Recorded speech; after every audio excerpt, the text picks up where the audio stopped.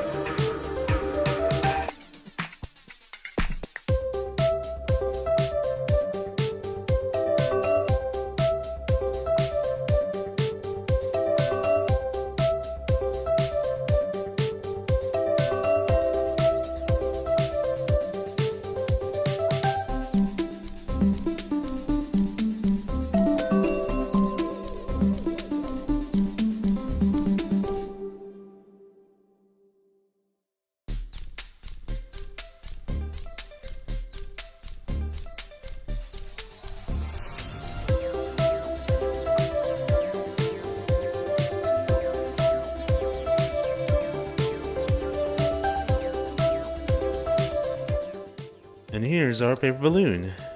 If you liked the video, please like and subscribe. It really helps the channel. And once again, thank you for watching, and see you next time. To learn how to fold different types of paper airplanes, click on the playlist on the left. To learn how to fold more awesome origami, click the playlist on the right.